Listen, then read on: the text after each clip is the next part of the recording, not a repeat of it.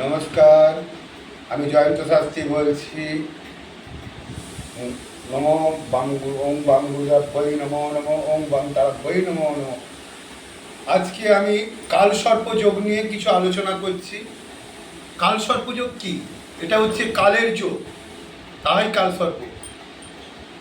রাহু এবং কেতু একই ঘরে একই স্থানে অবস্থিত করবে, বাদবাকি যত গ্রহ আছে সব অন্য স্থানে অবস্থান করবে।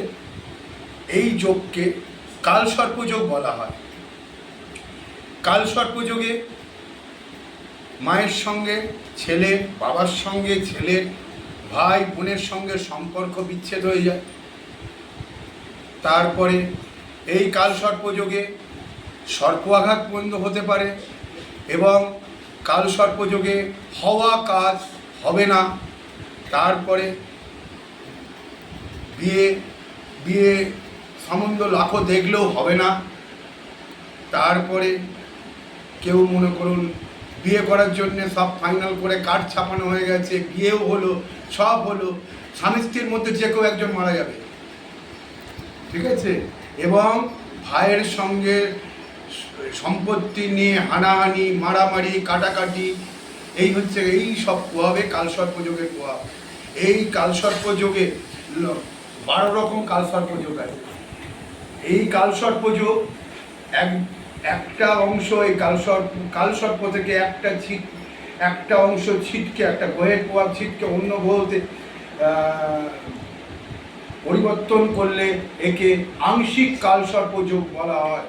এই কালসর্পযোগের প্রতিকার হচ্ছে রেগুলার বাবা ভোলানাথকে স্নান করাবে এবং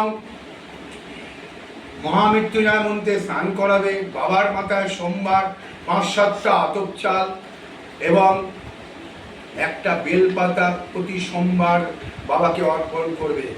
এবং এই কালসর্পযোগ কাটানো হয় একমাত্র নাসিকে, বোম্বে নাসিকে ত্র্যম্বকেশ্বর মন্দিরে।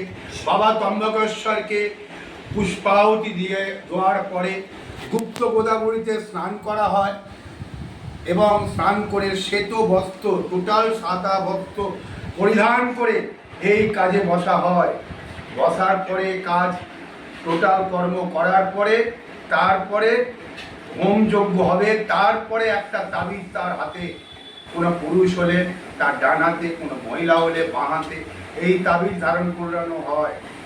কালসর্পযোগ কেউ যদি বলে তারাপীঠে করা হয় কিংবা তারকেশ্বর, এই সমস্ত স্থানে কালসর্পযোগের কোনো কাজ হয় না। লোকের থেকে পয়সা নিয়ে পয়সা নষ্ট করা ছাড়া কিচ্ছু হয় না, ঠিক আছে? আপনারা এই যে কালসর্পযোগের ব্যাপারে বললাম, আপনারা সচেতন থাকবেন এবং আপনাদের মূল্যবান পয়সা বাজে খরচা না করে সেইটা চিন্তা করবেন। আমি জয়ন্ত শাস্ত্রী বলছি। যে কোনো দরকারে আমার ফোন নাম্বার দিয়ে দেবো, ফোন নাম্বারে যোগাযোগ করবেন। আপনাদের যে কোনো সমস্যার সমাধান আমি করি।